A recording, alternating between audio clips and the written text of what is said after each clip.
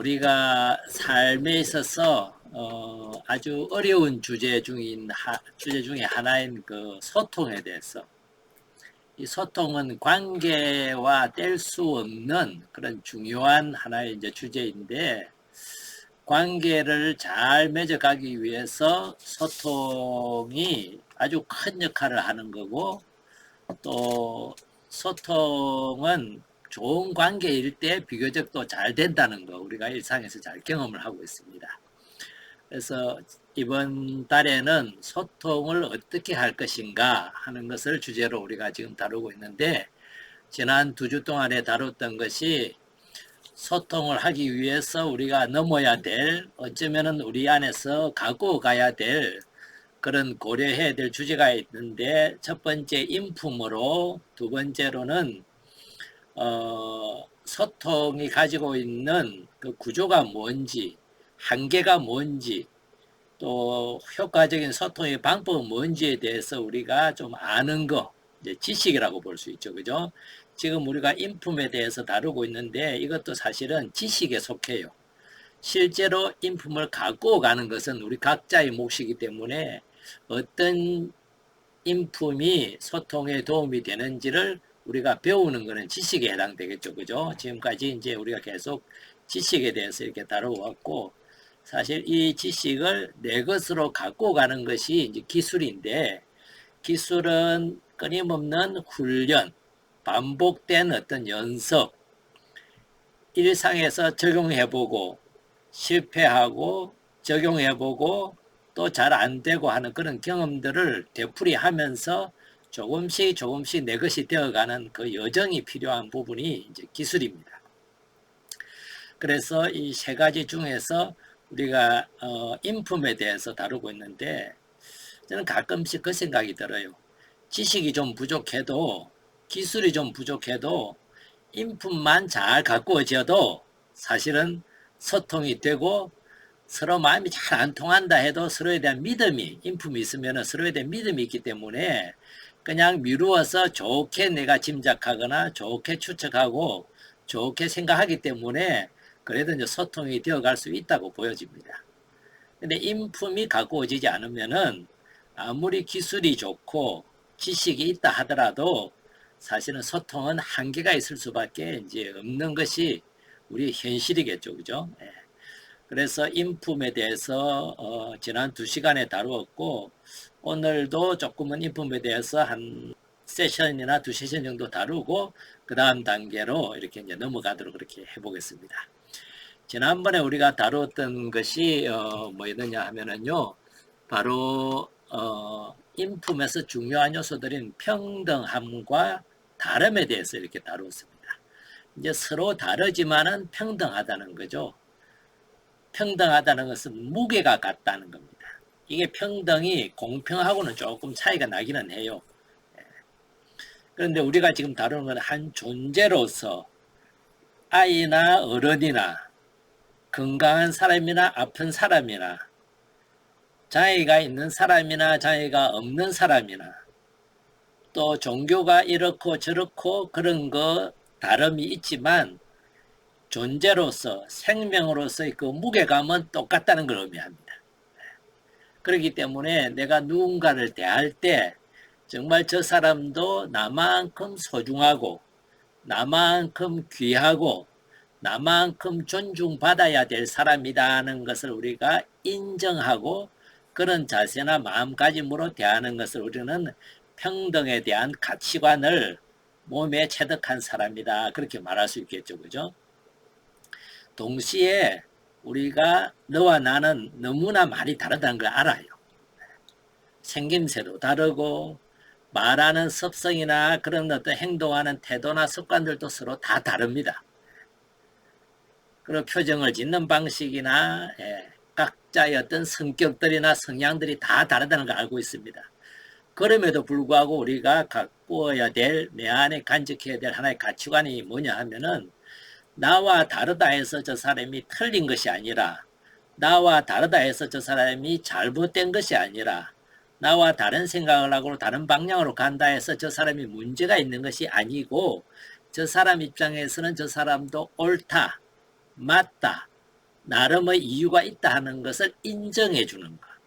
그것이 이제 다름을 수용하고 다름을 내가 받아들인다는 의미겠죠. 그죠? 예.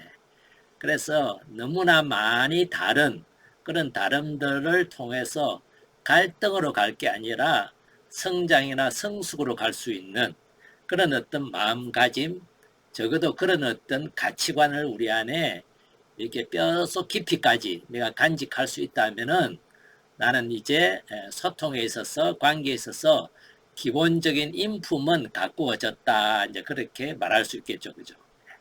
그래서 인품 가꾸는 거는요. 그냥 평생에 걸쳐서 꾸준히 조금씩 성장을 향해서 성숙을 향해서 나아가는 그런 여정이라고 보시는 게 어쩌면 타당할 겁니다. 우리가 이렇게 공부를 하고 또 새로운 것이나 이미 알고 있던 것을 반복해서 듣고 그것을 나한테 내 일상의 삶에 적용해 보기 위해서 또 조금씩 결심을 해보고 시도해보고 이런 과정 자체가 우리 인품을 조금씩 성장시키고 가꾸어 나가는 그런 하나의 여정이겠죠. 그죠? 예. 작년보다 오늘이, 어제보다 오늘이 내가 조금 더 이렇게 한 걸음 나아갈 수 있는 그런 모습이라면은 우리 인품은 한 단계 성장해 가고 있다고 그렇게 이제 말할 수 있을 겁니다. 이것을 지난 시간에 이제 우리가 다루었는데, 그래서 모두가 서로 다르지만은 우리가 같은 어떤 동등한 존재이고 동등한 그런 어떤 무게를 가진 생명이라는 것을 받아들인다면은 어쩌면 이런 어떤 서로 다름들이 이렇게 아름다운 별을 만들어낼 수 있는 좀 더 나를 완성시킬 수 있는 그런 선물이 아닐까 그런 생각을 이렇게 해봅니다. 그러면은 지난번 거를 잠시 우리가 생각을 해보기 위해서 서로가 그 다르다는 걸 받아들이기는 참 쉬워요. 또 서로가 동등하다는 것을 받아들이기 참 쉬운데 이 다름이 그냥 머리로만 다름이 아니라 진짜 내 뼛속까지 정말 다르다는 것을 받아들이기 위해서는 이 다름이 그냥 다름이 아니라 틀림이 아니라는 것을 우리 스스로 자꾸 이렇게 되새길 필요가 있습니다. 그런 의미에서 이 다름과 틀림에 대해서 잠시 한번 짚어보고 넘어갈게요. 제가 말씀드리는 이것이 다름인지 틀림인지 여러분들이 한번 깊이 생각해 보시기 바랍니다.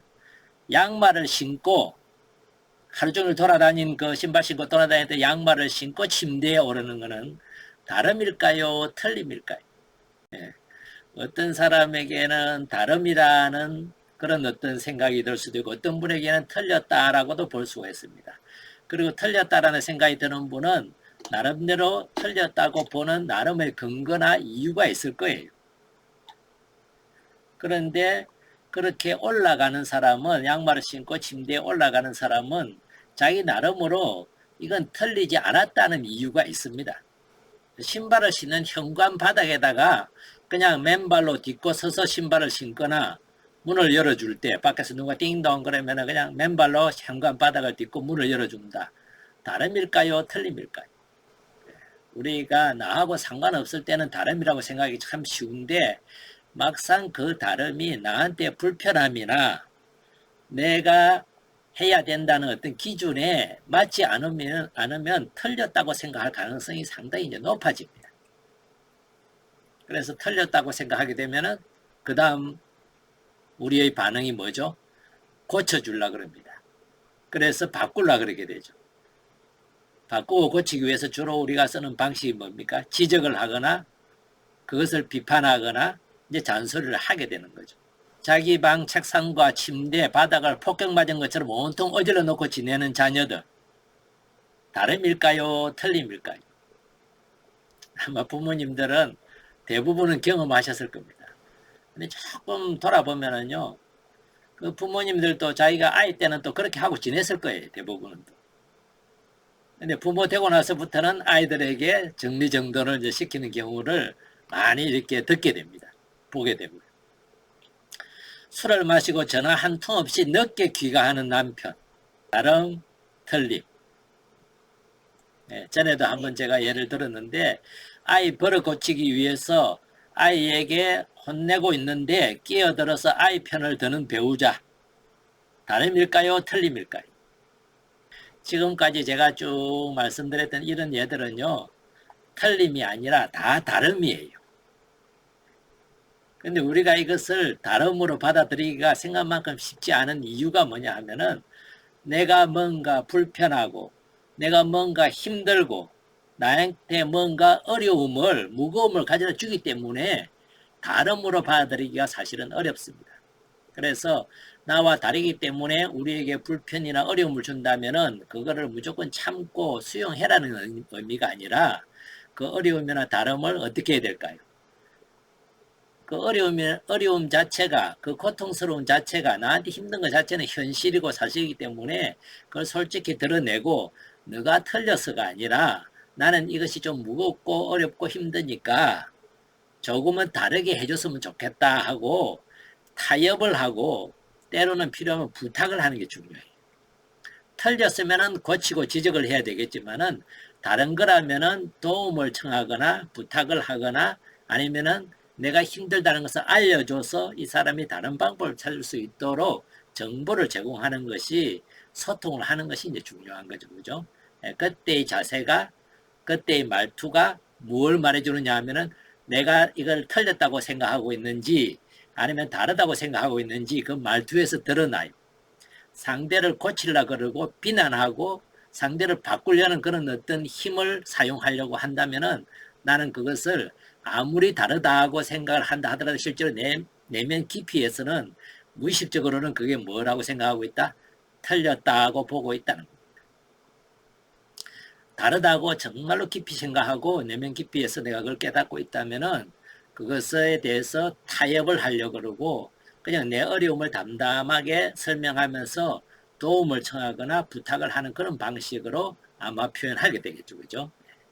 그래서 내 표현 방식을 보면은 이게 다르다고 내가 보고 있는지 틀렸다고 보고 있는지를 제대로 이렇게 판단할 수 있는 그런 기준이 되겠죠. 그죠? 이제 다름과 틀림에 대해서는 그 정도로 얘기를 하고 지나가도 되겠죠. 그죠?